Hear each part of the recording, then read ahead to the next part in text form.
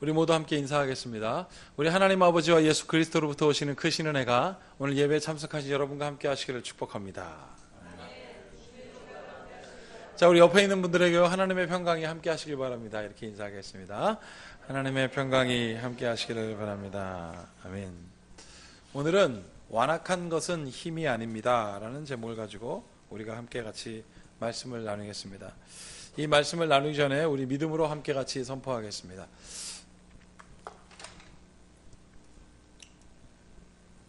다 함께 우리 선포하겠습니다. 성경은 하나님의 말씀입니다. 오늘도 하나님께서 주님의 말씀의 종을 통해 이 성경의 진리를 나에게 선포하실 것입니다. 아멘. 하나님의 말씀이 오늘 우리에게 선포되어집니다. 그리고 그 선포의 주된 제목이 있습니다. 완악한 것은 힘이 아니다는 것입니다. 완악한 것은 도대체 뭐고 그것이 무엇이길래 우리가 힘이라고 여길까요? 우리가 지난 주일날 함께 같이 말씀을 나눈 마태복음 9장 38절에서 50절에 있는 말씀을 다시 한번 우리가 생각해 보아야 합니다. 그리고 오늘 우리가 읽었던 시편 교동문과 창세기의 말씀도 같이 한번 먼저 생각해 보고자 합니다. 여러분 주보에 있는 시편 교동문을 한번 이렇게 보시겠습니다. 보시면 시편 기자는 노래합니다. 어떻게 노래하면 아주 기분 좋게 노래합니다. 여호와를 경외하며 그의 길을 걷는 자마다 복이 있다. 내가 내 손이 수고한 대로 먹을 것이라. 내가 복되고 형통하리라. 내 집안에 있는 내 아내는 결실한 포도나무 같으며 내 식탁에 둘러앉는 자식들은 어린 감람나무 같으리로다. 여호와를 경외하는 자는 이같이 복을 얻으리로다. 여호와께서 시온에서 내게 복을 주실지어다. 너는 평생에 예루살렘의 번영을 보며 내 자식의 자식을 볼지어다. 이스라엘에게 평강이 있을지로다. 그리고 어떻게 하고 있습니까? 지금 선포하고 있습니다. 뭘요? 이스라엘에게 평강이 있을지어다. 그리고 막 선포합니다. 이 사람의 이 선포에는 뭐가 있습니까? 자신감이 있습니다. 어떠한 자신감입니까? 확실하게 아는 거예요. 내가 누구인지 확실하게 아는 거예요. 애매하게 아는 것이 아니라 나는 복을 선포할 수 있는, 축복을 선언할 수 있는 나는 누구? 하나님의 자녀라는 것을 확실하게 알았습니다. 그 하나님의 자녀로서 아내를 뭐라고 한다고요? 결실한 포도나무 같다고. 자녀를 감람나무 같다고. 내가 하나님으로부터 은혜 받은 자임을 아니까 여러분 아내를 보는 마음과 자녀를 보는 마음이 달라지는, 그러면서 선포합니다. 우리의 가족과 우리의 자녀들뿐만 아니라 우리와 관련된 이웃들에게 평강이 있을지어다라고 선포합니다. 사랑하는 여러분, 나는 여러분들이 이런 선포가 여러분들의 입술에게도 터져나가기를 축복합니다. 이게 성도로서의 참 맛이에요. 이것을 할 줄 알아야 합니다. 그런데 이렇게 하지 못하니까 예수님께서 지난주일 설교 말씀을 통하여 말씀하셨죠. 마태복음 9장 38절에서 50절에 있는 말씀. 그렇게 감격으로 살아야 되는데 그렇게 감격으로 살지 못하고 죄지며 사는 거예요. 예수님께서 뭐라고 하셨습니까? 죄를 지면 천국에 못 간다. 하나님의 백성 되지 못한다. 죄 짓지 말아라. 감격을 선포하면서 살아라. 그러면서 뭐라고 말씀하셨습니까? 눈이 죄를 지면 뽑아내고, 손이 죄를 지면 잘라내고, 발이 죄를 지면 잘라버려서 천국에 가는데 차라리 장애인으로 가는 게 훨씬 낫지 않겠느냐. 그러면서 말씀하신 게 나는 죄는 용납하지 않겠다라고 말씀하신 것입니다. 아주 심각하게, 그리고 강력하게, 신중하게 긴장감들을 최대한으로 높여서 예수님께서 말씀하고 계신 거예요. 뭐래? 너희들은 축복의 근원이 될지어다. 다만 그러니까 죄 짓지 말아라. 죄 짓는 것은 어떤 형태로도 나는 용납하지 않겠다라고 예수님께서 강조하고 계십니다. 사랑하는 여러분, 그런데 예수님께서 이 말씀을 하실 때 어떠한 모습이었는가 굉장히 중요합니다. 성경은 오늘 독특하게도 예수님께서 이 말씀을 제자들에게 선포할 때 어떠한 모습이었나라고 기록하고 있습니다. 여러분 누군가 얘기할 때 다리 꼬고 얘기해 보십시오. 그것도 윗분인데 내가 다리 꼬고 탁 기분 나쁘잖아요. 주머니에다 손을 넣는다든지 찔러놓고 얘기를 한다든지 짝다리를 탁 짚고 얘기하면 우리가 그 모습에 따라 건방지다, 존경스럽다 등등 얘기하고 있는데, 오늘 성경에 예수님이 어떠한 모습으로 어떤 모양으로 이 진지한 얘기를 하고 계신지 기록하고 있습니다. 오늘 그 말씀 우리가 함께 같이 볼까요? 이렇게 되어 있습니다. 다 함께 읽어보겠습니다. 9장 38절에서 50절에 있는 말씀을 먼저 읽어볼까요? 시작. 천국에 가고 싶으냐? 그렇다면 죄인의 상태가 가려가지 아니 말라. 죄가 그 어떤 것으로도 용납될 수 없다. 죄인의 상태로 가려하지 말아라. 죄는 그 어떤 것으로 용납할 수 없다라고 하면서 예수님께서 이런 모양을 하고 말씀하십니다. 한 장 넘겨주십시오. 자, 36절 제가 읽고 37절은 여러분들이 읽어보겠습니다. 어린아이 하나를 데려다가 그들 가운데 세우시고 앉으시며 제자들에게 이르시되, 다 같이 읽겠습니다. 시작. 누구든지 내 이름으로 이런 어린아이 하나를 영접하면 곧 나를 영접함이요, 누구든지 나를 영접하면 나를 영접하니 아니요 나를 보내신 이를 영접함이니라. 이렇게 되어 있습니다. 예수님의 모습이 어떻습니까? 지금 어린아이를 다 데려다 놓고 얘기하고 계십니다. 그게 예수님의 모습이에요. 제자들 앞에 어린아이를 다 가운데 두시고 이렇게 말씀하셔요.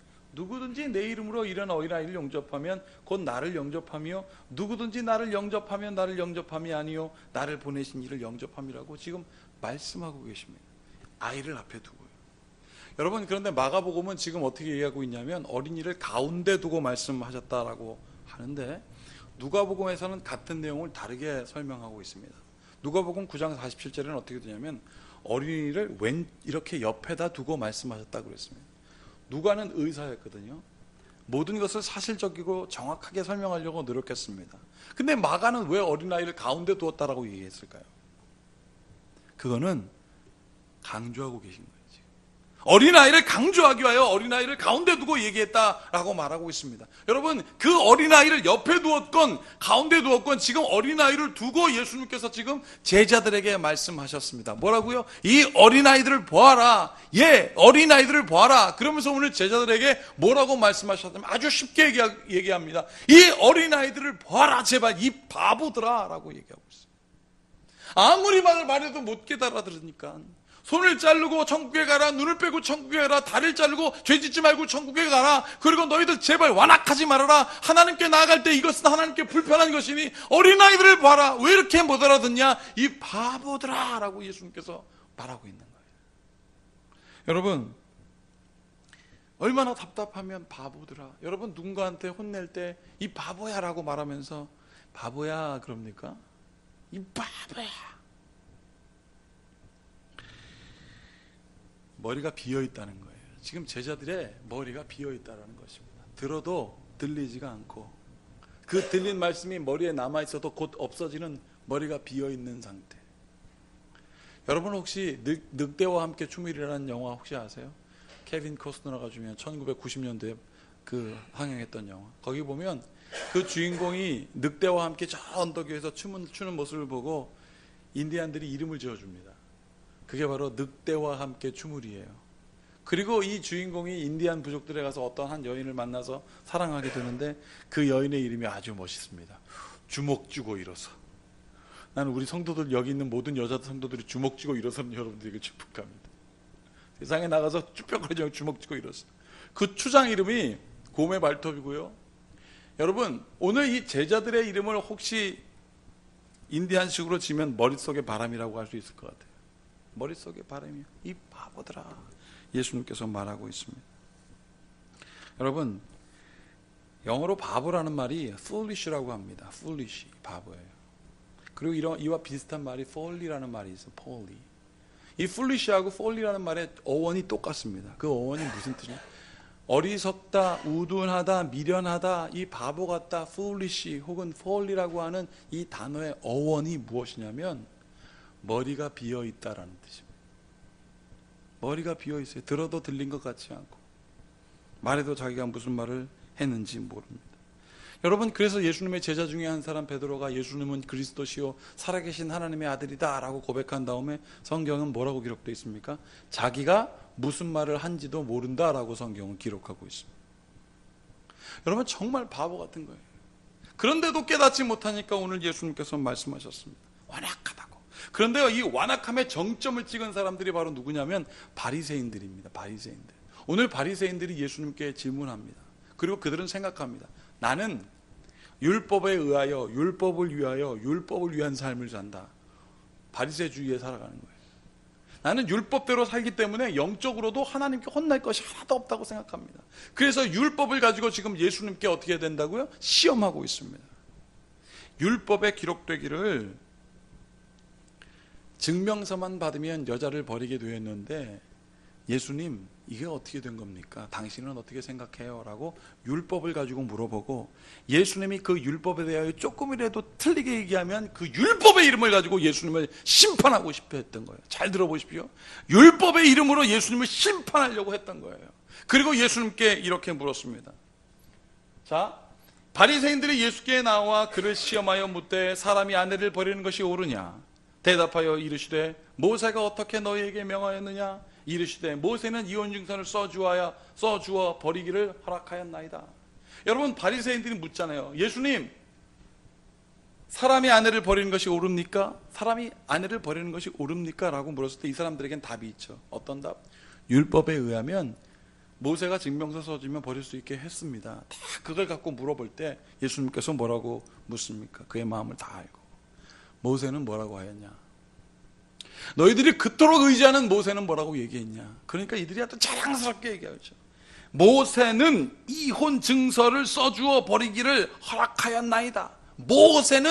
모세는 이혼 증서 이거를 강조하면서 버려도 된다고 했다고 말이죠. 여러분, 그때 예수님께서 이 사람들에게 뭐라고 말씀하냐면 이 바보들아라고 한 거예요. 그러면서 5절에 이렇게 된 겁니다. 다 함께 읽어보겠습니다. 시작. 예수께서 그들에게 이르시되 너희 마음이 완악함으로 말미암아 이 명령을 기록하였거니와. 니네들이 완악하여서 너희들이 깨닫지 못하여서 모세가 이렇게 기록하였는 것이지 이혼을 장려하려고 이걸 한 게 아니다. 이혼하고 싶어 죽겠는데 이거 써서 그래 걱정하지 마 내가 이혼시켜줄게 라고 한 게 아니에요. 여러분, 10계명의 제일 마지막 계명에 보면 내 이웃의 것을 탐하지 말라라고 되어 있습니다.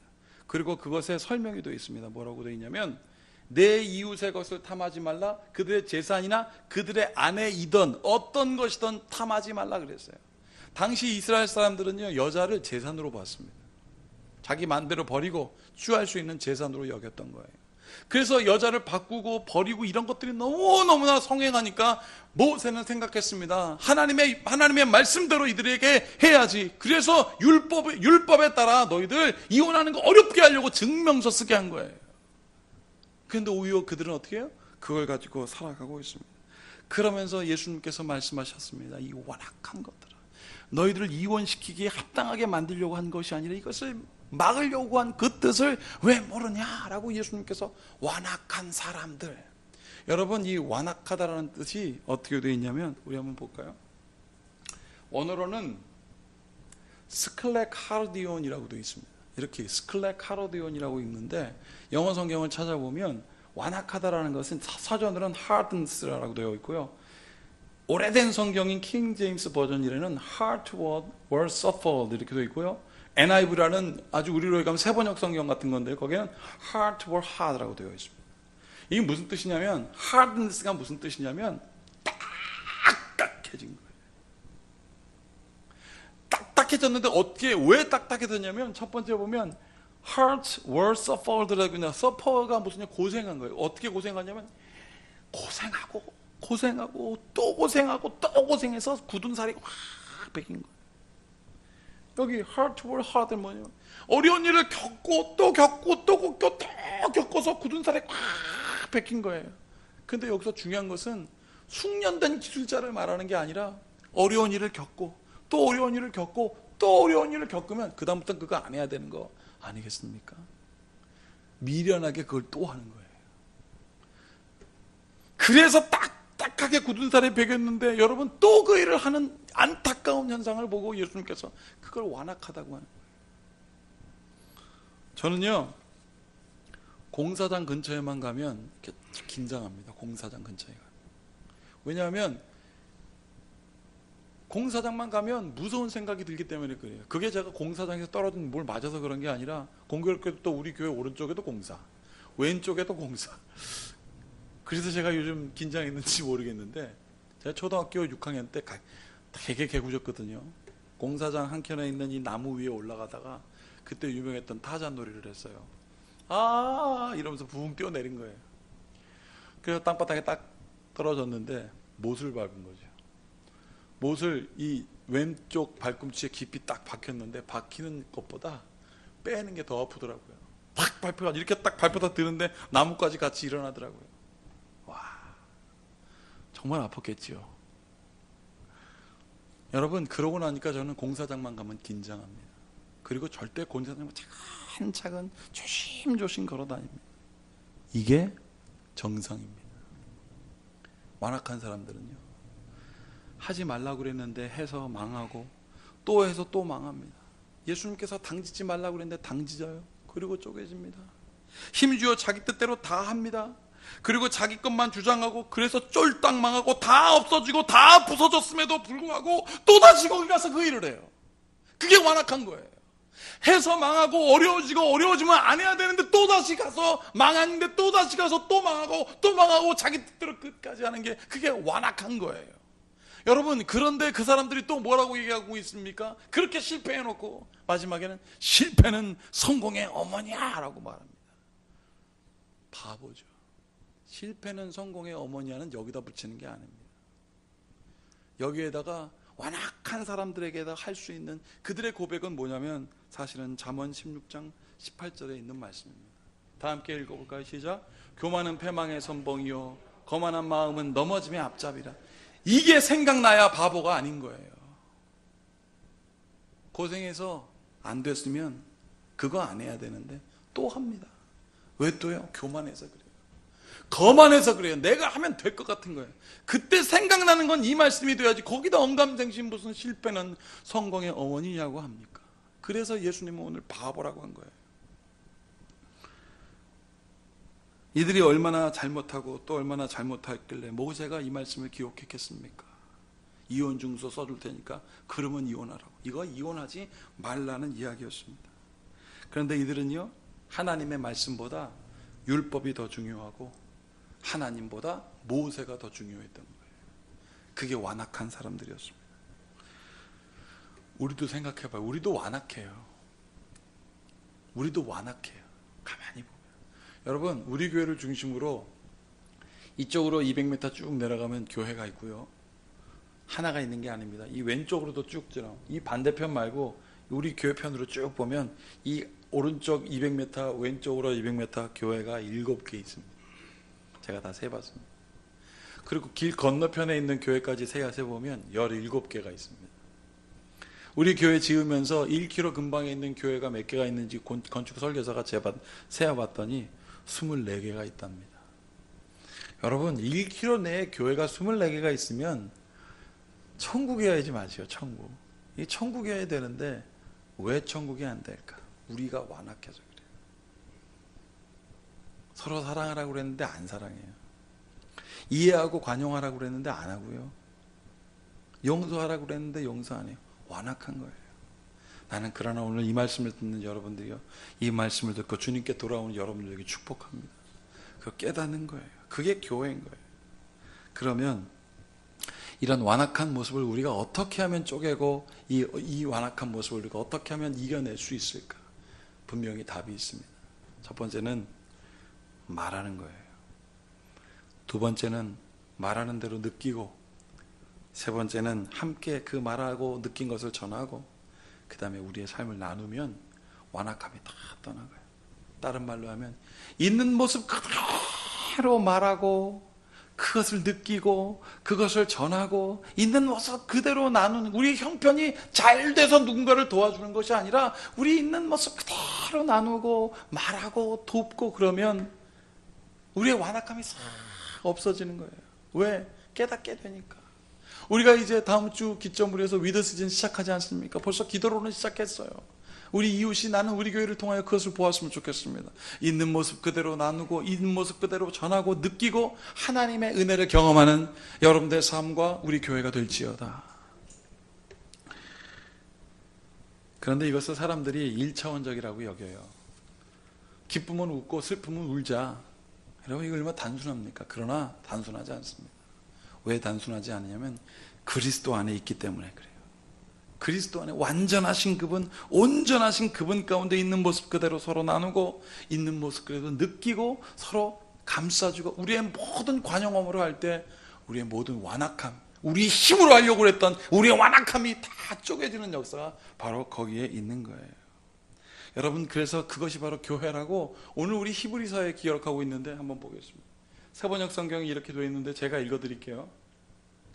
그리하여 그분은 내가 주님의 이름을 내 형제 자매들에게 선포하며 회중 가운데서 주님을 찬미하겠습니다 하고 말씀하시고, 또 나는 그를 신뢰하겠습니다 하고 말씀하시고, 보십시오, 내가 여기에 있습니다, 또 하나님께서 내게 주신 자녀들이 여기에 있습니다 하고 말씀하셨습니다.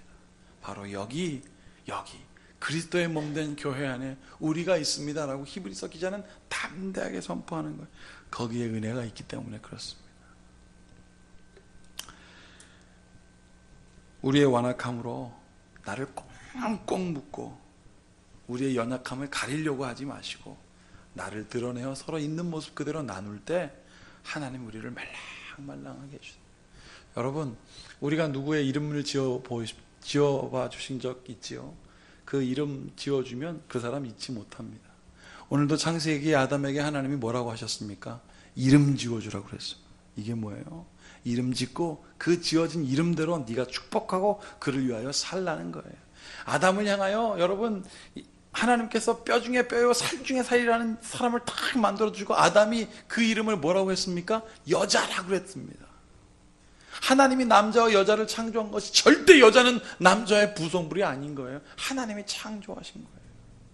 제가 종종 우리 아이들에게 자장가를 불러줍니다. 우리 아이들에게. 근데 여러분, 뭐 잘하는 잘 자라 우리 아기 이런 그런 식상한 거 안 해주고 제가 만들어서 불러줍니다. 오똑한 코 이러면서 불러줘요. 그러면 초등학교 6학년이나 된 우리 큰아이도 그걸 듣고 다 잡니다. 둘째 아들은 학교 가면 3학년짜리 형들이 우리 또 막내 아이가 와가지고 형이라고 그랬다고 막 기분 나빠해요. 그렇게 막 커요. 그런 큰 애들이 뒤에 딱 앉아서 제가 기타 치면서 노래 불러주면 걔들이요 잡니다. 그러면 제가 그 시간에 얼마나 축복된 줄 몰라요. 우리 두 아들이 일어나서 유치하게 아빠 내가 지금 6학년이나 되는데 무슨 오똑한 코 뭐 예쁘고 빨간 입술 이런 얘기 하냐고. 걔네들 안 그래요. 그냥 있는 그대로 다 받아들이면 애들이 잠을 자는데요, 그 잠자는 모습을 보면 제가 뭘 경험해요? 이게 평화구나, 얘들이 나에게 준 선물이구나, 나는 그것을 경험하게 됩니다. 오래된 찬양인데요, 한 1990년 후반에 나왔던 찬양 중에 하연이에게라는 노래가 있습니다. 그 가사를 보면요, 오늘 우리 설교를 마치 요약해 놓은 것 같습니다. 우리가 간직해야 할 소중한 것이 있다면 내 삶을 누군가에게 나눠줄 수 있는 것, 약하고 어리석은 나 자신을 본다 해도 그 모습 그대로를 사랑할 수 있으며, 비교하기보다는 나 자신을 갖고 가고 우리를 사랑하신 그분을 믿으며 외로운 사람들 품에 안아줄 수 있도록 우리 마음속에 소중한 것을 간직하며 살아요. 자기 딸아이에게 이렇게 불러줍니다. 약하고 어리석은 나 자신을 본다 해도 그 모습 그대로를 사랑할 수 있으며, 내 안에 숨겨진 큰 비밀을 발견하고 그 소중한 꿈 안에 내 삶을 누리며 삶에 지친 사람들 찾아와 쉬어갈 수 있도록 우리 맘속에 누군가의 자리 남겨두며 살아요, 사랑하며 살아요. 그렇게 노래 불러줘요, 자기 딸에게. 이 노래가 얼마나 많은 사람들에게 위로가 됐습니까? 여기에 어린아이들에게 완악함이 어디 있겠습니까? 그 힘이 쫙 빠지는 거예요.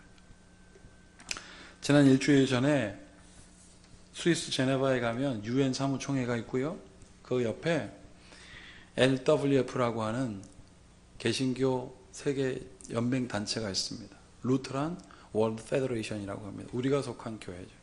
거기에 사무총장인 유난 박사가 오셨습니다. 무딥 A 유난 박사인데 이분은 예루살렘에서 태어났습니다. 그리고 팔레스타인 난민이고 지금도 난민증을 갖고 있어요. 그러면서 이분이 최근에 그 난민 때문에 얼마나 가슴 아프니까 어떤 3살짜리 꼬마애가 바다에서 죽어가는 거 사진, 그 얼마나 유명해요.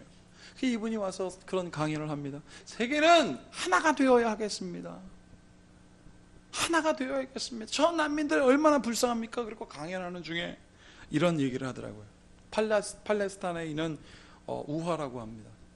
어떤 왕이 두 왕자와 하나의 공주에게 상속을 합니다. 보통 왕자들에게 상속할 때 왕이 뭘 주겠습니까? 땅을 주고 재산을 주면서 이걸 가지고 나라를 통치하라고 하지 않겠습니까? 그런데 이 왕이 이례적인 선물을 주는 거예요. 딱 두 아들이 왔는데 첫 번째 아들에게 쌍안경을 딱 줬습니다. 망원경을. 그리고 둘째에게는 나르는 양탄자를 탁, 셋째 딸에게는 무엇이든지 치유해낼 수 있는 사과를 딱 줬어요. 그리고 그걸 다 세 잔남매들이 받고 이제 기대합니다. 어떤 땅을 줄까? 어떤 물질을 줘서 다스리게 하실까? 어떤 사람을 줄까? 기대하고 딱 있는데 이 왕이 상속은 끝났다. 이제 너희 각자 멀리 가서 나라를 다스려라. 아니 무슨 땅을 주고 나라를 다스리게 하고 뭐 사람을 주고 다스리라고, 그냥 가라는 거예요. 근데 이 자녀들이 그냥 순종하고 왕궁을 벗어나서 한참 갔습니다. 한 달이 넘게 멀리 떠났습니다. 그런데 이 첫째 아들에게 소식이 들려왔어요. 어머니가 위독하다는 소식이 들려온 거예요. 그래서 그것을 알아야 되겠는데 어떻게 알아낼 방법이 없으니까 그때 딱 생각이 났습니다. 무엇이든지 다 볼 수 있는 망원경을 아버지가 주셨지. 그래서 그 망원경을 탁 들고 왕궁을 쫙 보니까 정말 우리 어머니가 아파서 병들어 누워있는 모습이 딱 보인 거예요. 아, 이 말이 사실이구나. 그래서 둘째 동생한테 연락했습니다. 야, 빨리 와라. 너 빨리, 어머니가 이렇게 죽어가시니까 빨리 와라. 그러니까 둘째가 그 얘기를 듣니, 형 그래 알았어. 그러면 우리 어머니를 위해서 살 방법이 뭘까? 그래, 셋째한테 전화해야지. 셋째 동생한테, 여동생한테 전화는 없었습니다 그때.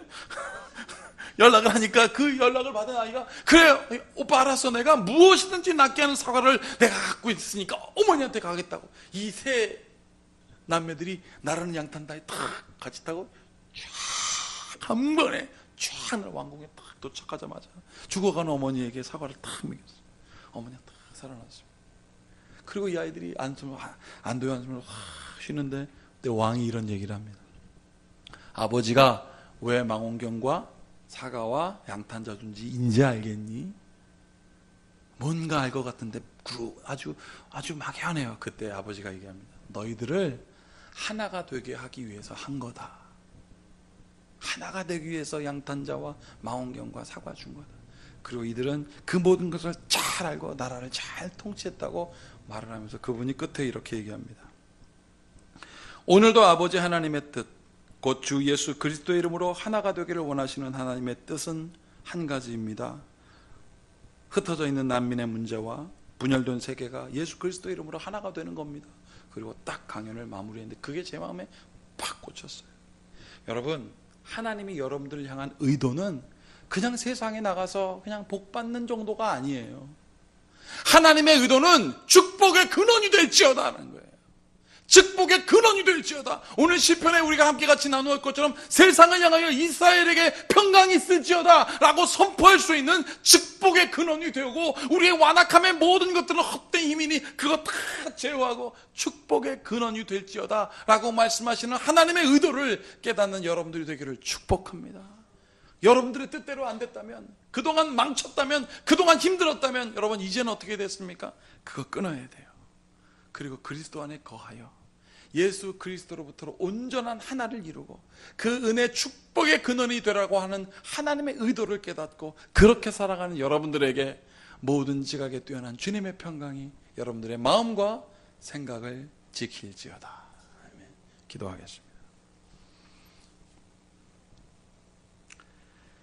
우리의 힘으로 살려는 완악함, 그 헛된 욕망과 그 힘이 다 사그라지게 하시옵시고, 다만 우리가 분명히 할 것은 하나님의 의도를 알게 하여 주시옵소서. 하나님 아버지, 오늘도 복 주시옵소서. 오늘도 잘 살게 하여 주시옵소서. 이렇게 구하지 말게 하시고, 오 하나님, 축복의 근원이 되게 하여 주시어서 우리로 하여금 모든 분열이 쪼개지고, 우리로 하여금 모든 쪼개졌던 것들이 예수 그리스도의 이름으로 온전히 회복되어 하나로 연합되는 놀라운 역사가 있게 하여 주시옵소서.